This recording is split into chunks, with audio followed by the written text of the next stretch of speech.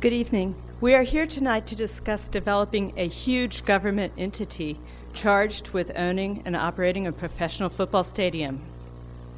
You must admit this is pretty far outside the city charter. Hey, but anything for a buck, right? I've heard a number of stadium subsidy proponents state that this gift of taxpayer money would be a great investment for the city. Let's look at just how good an investment it could be.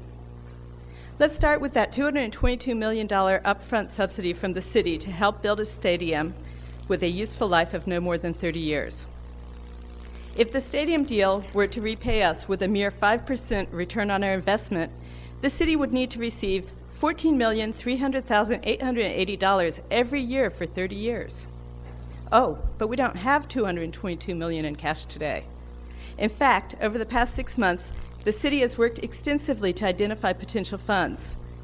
The only sources of money that have been shared with the public to date net a mere $65,300,000. And that is on the back of future generations of Santa Clarans. So the city would need to somehow find another $156,700,000.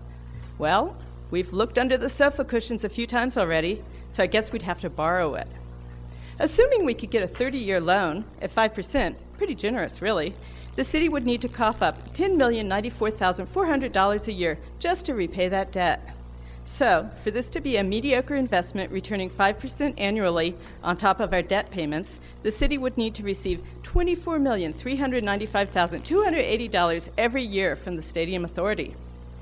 This is far in excess of anything prophesied by the Yorks, who stand to gain well over $100 million in net worth in the first year of operation.